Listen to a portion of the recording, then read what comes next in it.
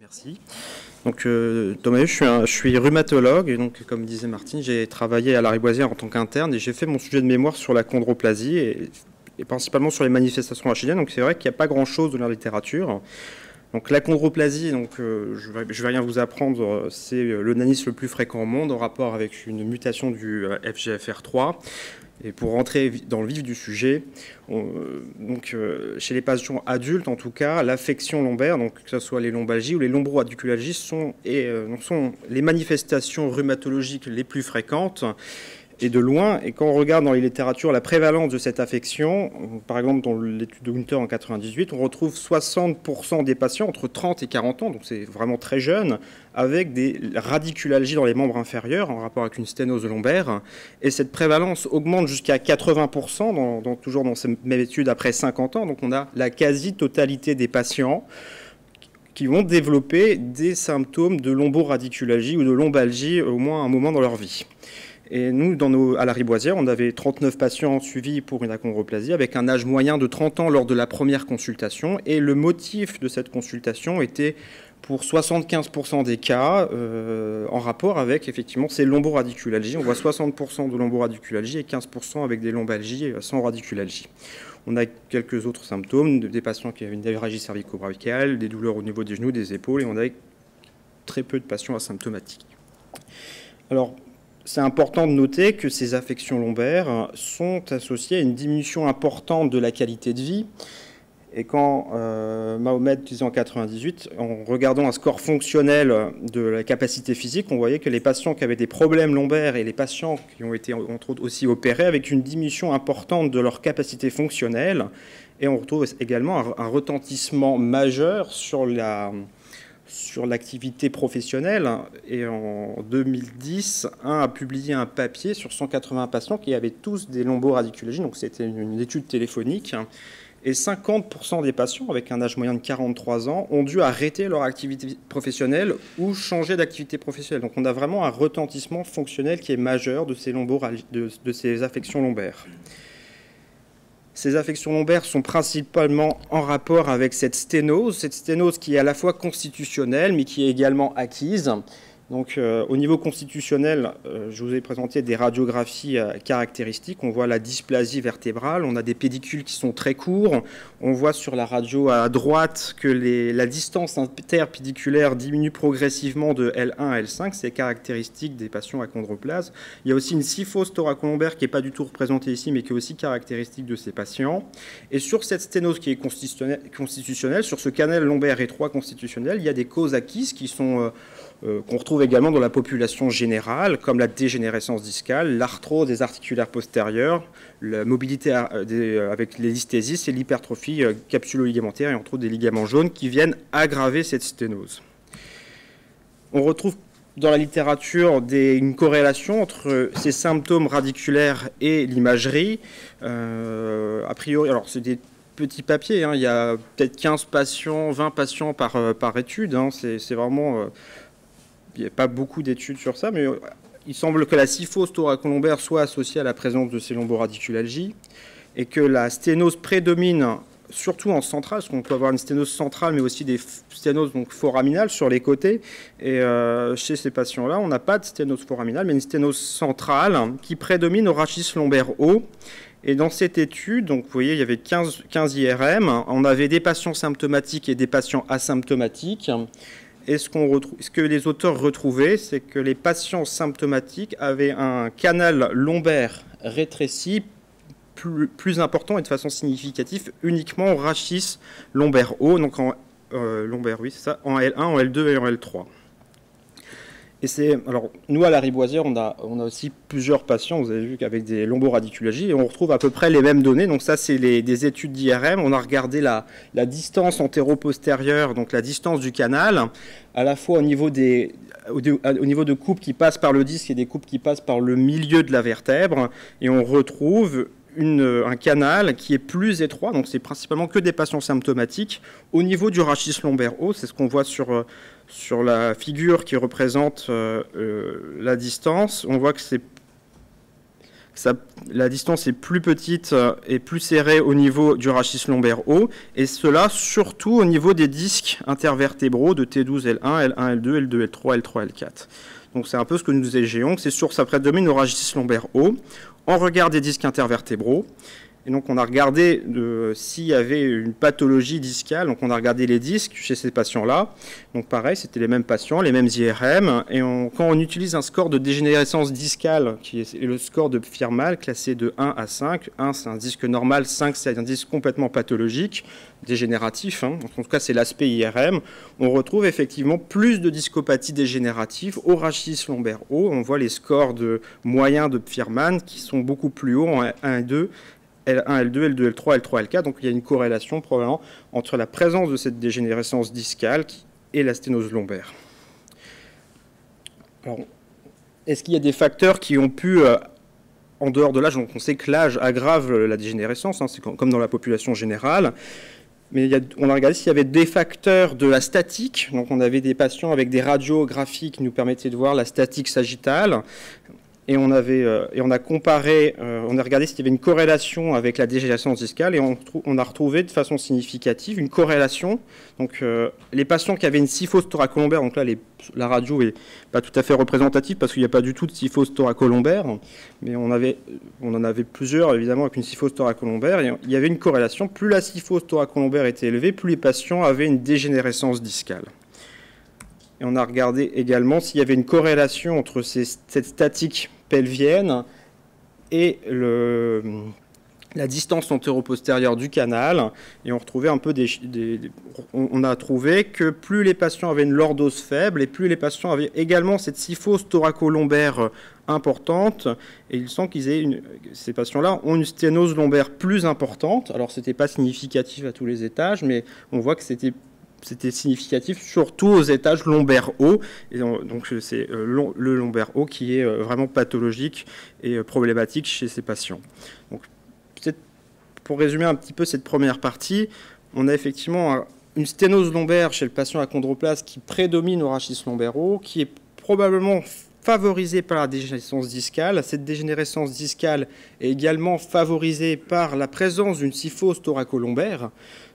Et cette sténose est également corrélée donc à la syphose, mais également à la lordose lombaire. Donc si on devait donner un traitement des patients achondroplastes avec une sténose lombaire, donc ce n'est pas un traitement curatif, mais ce serait un traitement préventif, et c'est ce qui est déjà fait. C'est vraiment le plus important, ce qui nous semble, en tout cas pour nous, c'est de travailler sur cette syphose thoracolombaire, sûrement déjà dès l'enfance, que ce soit qu'avec la kinésithérapie ou, si besoin, avec une orthèse thoracolombaire.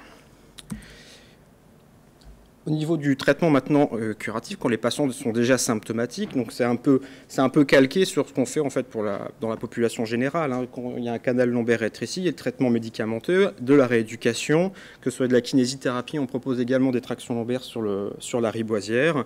Et en cas d'échec du traitement médical ou en cas de complications, donc les formes avec des déficits moteurs ou les formes avec des troubles vésico-sphinctériens, on propose une chirurgie. Donc, je vais vous présenter un peu ce qui est fait sur la riboisière, parce qu'on a adapté le traitement de rééducation, à la fois sur la kiné et sur les tractions lombaires. Donc, c'est des patients pour lesquels on a, pas moi qui l'ai élaboré, mais l'équipe de la riboisière a élaboré tout un travail de kinésithérapie adapté au morphotype des patients, avec un travail de la rétroversion du bassin. Il y a un travail proprioceptif des mobilités lombopelviennes.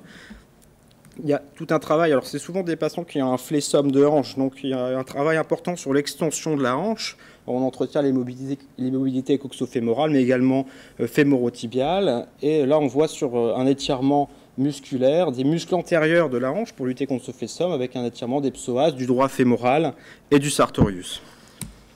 Et enfin, les choses encore importantes, il y a tout un travail de tonification musculaire du tronc. Alors, bien sûr, les abdominaux, là, comme on peut voir sur l'image, mais surtout le plan postérieur, en travaillant les érecteurs du rachis, à la fois dorsaux et lombaires, ce qui paraît important en rapport avec cette syphose thoracolombaire qu'on essaye d'empêcher de s'aggraver.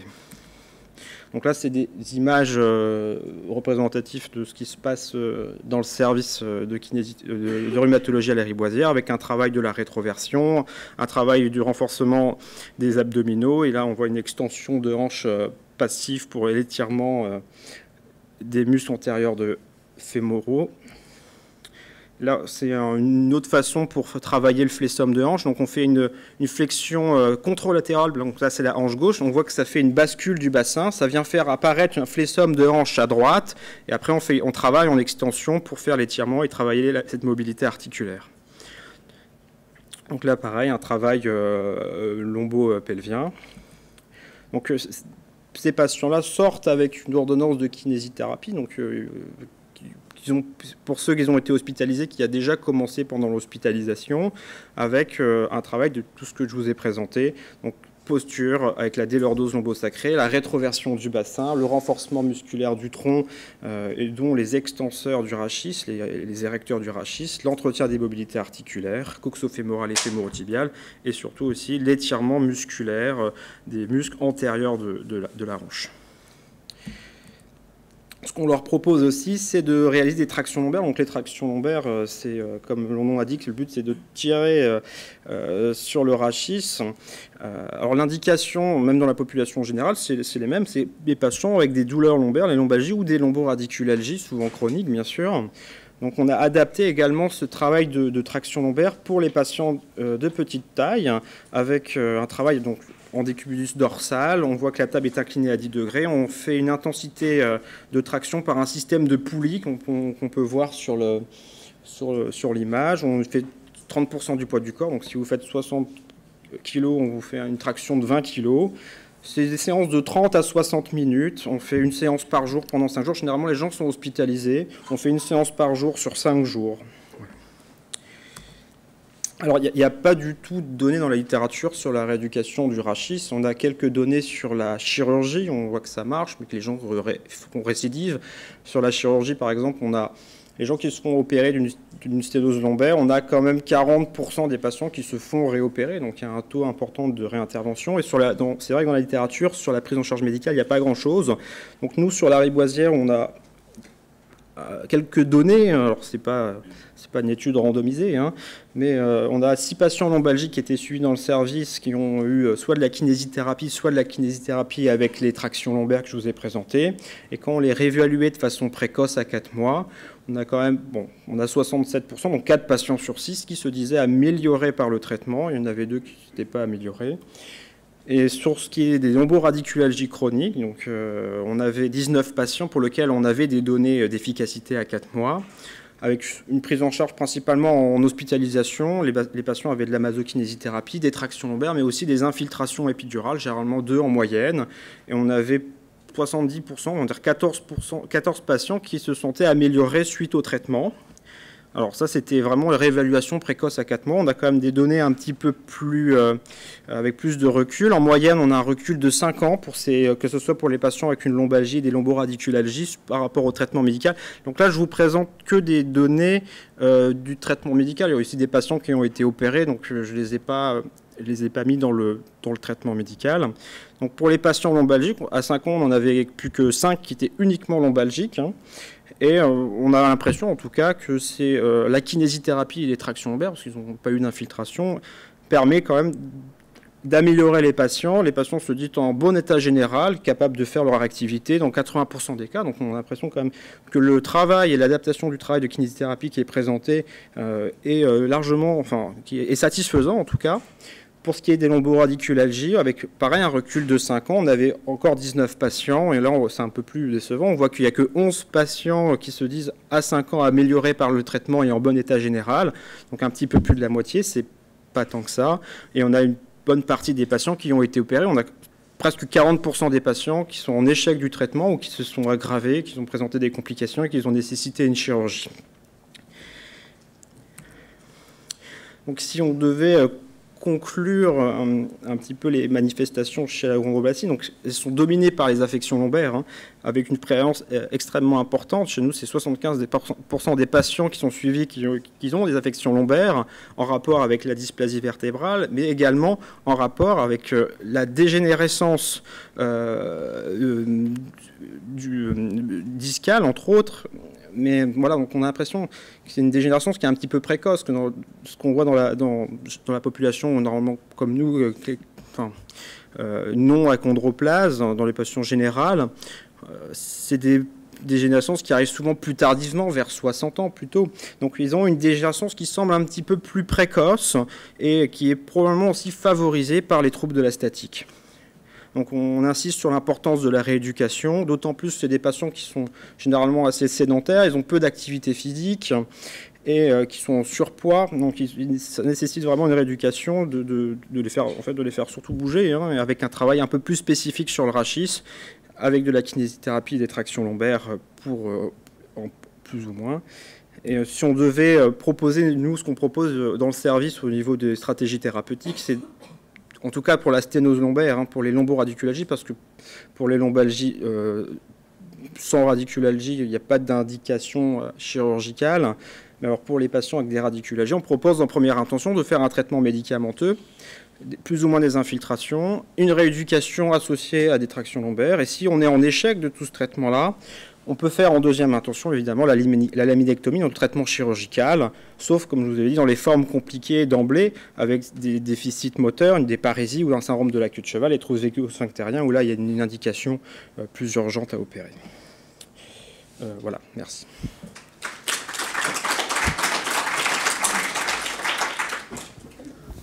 Je vais laisser déjà des publics poser des questions. Est-ce que vous avez des questions? Moi, j'en ai une. Est-ce qu'ils font du sport? Alors, on a posé la question. Ouais. Pardon. Alors oui, il y en a certains. Alors, il n'y en a pas beaucoup. Hein, et c'est des sports, souvent c'est marche rapide, piscine, vélo, et ça s'arrête. Là, il y en avait un qui faisait du foot. Mais en gros, il y a la moitié qui font du sport, mais je pense qu'ils sont bien coachés. Je pense parce que bon, 70% des patients viennent de Necker et je pense qu'ils sont bien coachés. Oui. Exactement. Parce que ça a l'air quand même d'être. Et dans notre cohorte à nous, on en a 39, il y en a plus de la moitié qui font du sport. Et voilà, donc c'est piscine, marche à pied. Rapide et un peu de vélo aussi. C'est ça, donc encourager l'activité physique indépendamment de la rééducation. Complètement, oui. Oui, Pascal Swider, Toulouse. J'avais une question. Est-ce que vous avez pensé à faire de l'IRM post-rééducation, notamment sur les tractions, pour regarder l'état des disques, puisque vous avez détecté que le disque était intéressant? Alors, nous, non, on ne l'a pas fait. C'est vrai qu'en plus, dans la littérature, il y a quelques données sur des IRM post-traction, pas chez les patients achondroplase, où honnêtement, il n'y a pas grand-chose de différence. Donc, je pense que c'est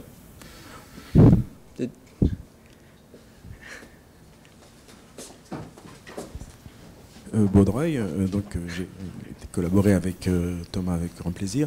Pour ce qui est des tractions, en fait, ce qu'il faut voir, c'est que on a un effet probablement postural. Je ne suis pas convaincu personnellement qu'on ait un effet biomécanique. C'est-à-dire que le dispositif et l'intensité de la traction laissent à penser qu'on n'a pas d'effet majeur sur le disque en lui-même. Voilà, c'était juste ce complément. Laurence. Moi, je voulais savoir, dans vos consultations, vous avez des patients atteints d'achondroplasie. Est-ce que parfois vous avez des patients atteints d'hypochondroplasie qui viennent vous voir? Moi, j'ai travaillé que sur l'achondroplasie, donc j'en ai pas vu personnellement. Non, on a très peu, on en voit très peu. Oui, et qui pose dans une moindre mesure le même type de problème.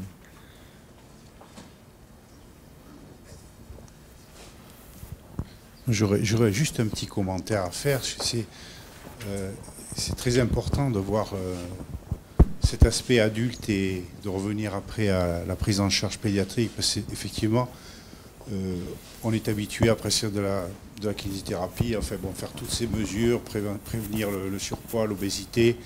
Quelquefois, on se pose des questions sur l'utilité.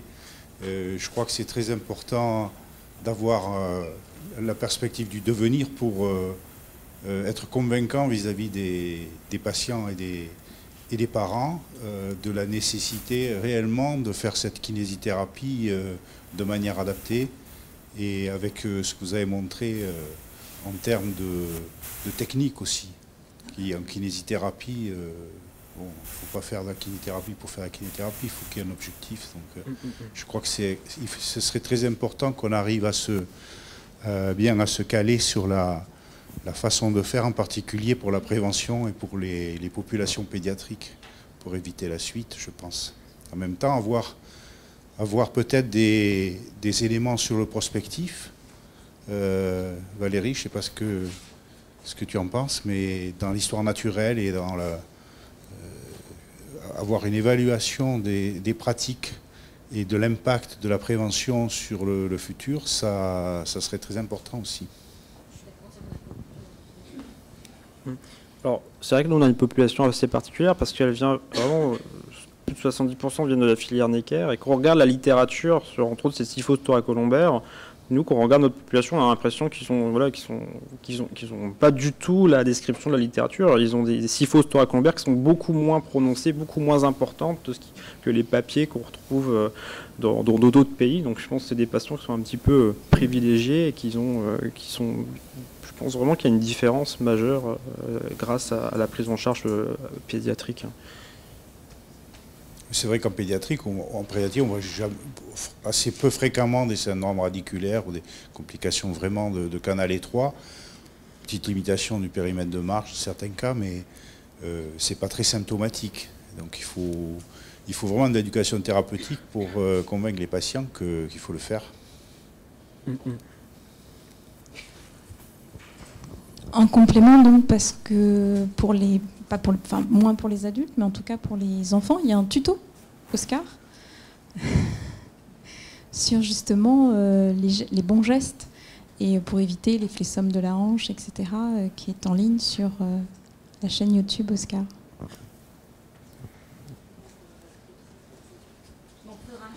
Et on pourrait rajouter les adultes, puisque là, il y a des... Voilà, donc Thomas pourra rajouter le tuto adulte à celui de l'enfant. Exactement, il nous faut juste des patients avec le droit à l'image. Oui, d'accord. Très bien, pas d'autres questions ? Merci Thomas.